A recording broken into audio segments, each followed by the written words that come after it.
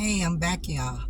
I know some of y'all wondering how did my ex-husband meet the lady he was having this affair with. Of course, he gave me a couple of different versions, and I guess this is the main one.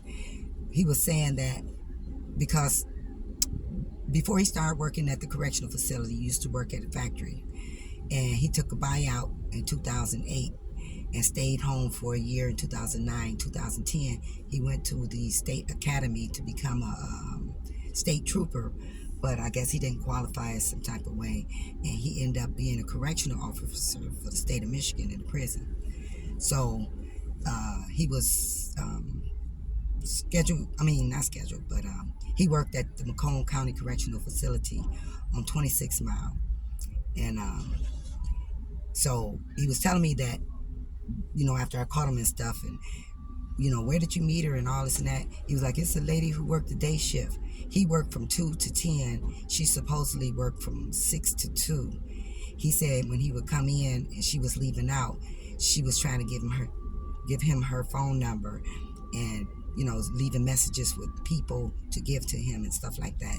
That's one of the ways he said he met her. But anyway, so fast forward, he's working at the Macomb County Correctional Facility. Had been there probably about 3 years or so, 4 years. And before that 4-year period, he had been scheduled to take prisoners out to the hospital when there was an emergency.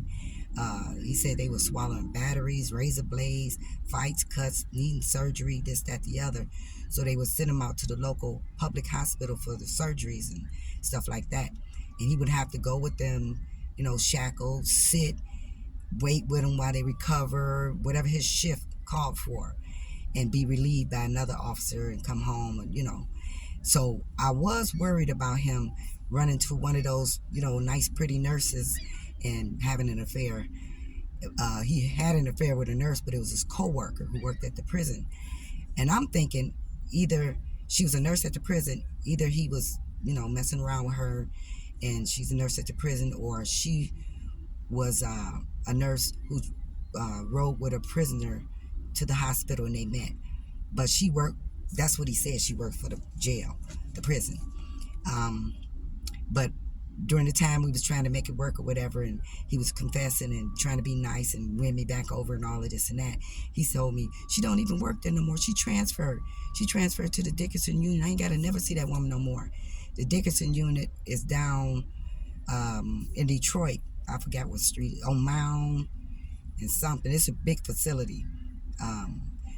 So he got me thinking she works down there. She wasn't. When I finished following him around with the way I did, I started following her and found out a lot about her.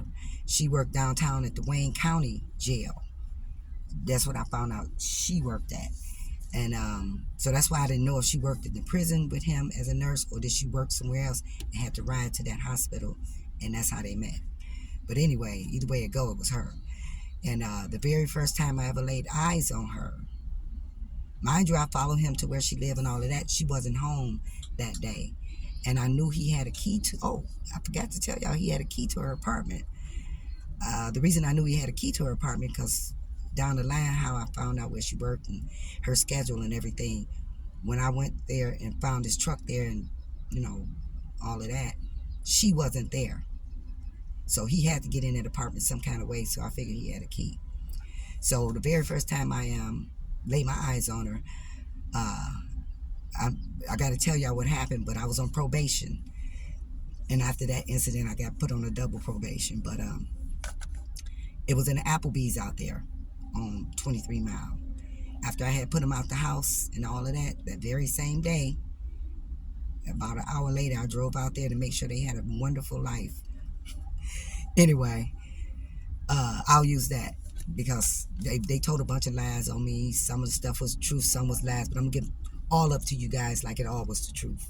So I rode out there and followed them and they was at the Applebee's up the street from that motel, up the street from her apartment complex, up the street. I pulled up, backed in because I seen his truck, and I'm sure he saw me because you know how Applebee's is built, and they was sitting in the booth by the window. So I'm sure he saw my car before I even got out, because her back was to me and he was facing me the way I backed in. And I got out my car and I'm walking towards the thing. It seemed like as I opened the door and going down to go into the Applebee's, and they were only two customers in the place that I could see. And some of the people behind the bar that worked there behind the counter or whatever, but they was the only two people sitting there along that window. And it looked like he had drained the blood out of his face. He saw me walking towards him, and I could see she was a white woman from the hair and all of that. That was a surprise because he used to want to be a Muslim real bad. So anyway, I'm walking. I get up to the table. I said, "What you doing with him?" She said, "None of your business." I did just like that because I'm on probation for some other stuff that just ain't happened. So all I could think, all these witnesses, this count, everything I'm saying right now was in seconds. All I could do, I grabbed her drink and I threw it in her face. She ducked her face down and screamed like, "Ah!" All of that. My ex-husband hollered, "Call the police." I said, "You call the police, bitch." I said, "This ain't it." And I left out because the people behind the counter were saying, "Ma'am, get out of here. Leave. Why did you do that? Get out of here." That is not what I wanted to do. But anyway, I got in my car, backed out, almost ran over two elderly people, angry, trying to get away because I was like, I'm on probation, and I just, did that.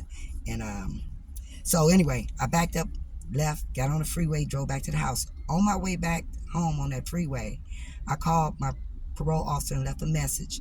When I got home, I wrote her about a 3 to 5 page letter, told her what I did and everything.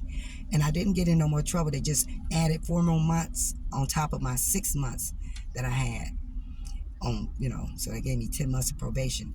And while I was on probation, that was the pits, man. Twice a week, I either had to drop urine or either go and blow in this thing. I would have to call.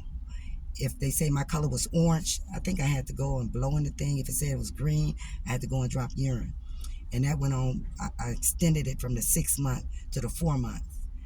And they actually charged me with assault for throwing that, whatever that was in the glass in her face. So that was the first time I ever laid eyes on her, but it wasn't the last time. Yeah.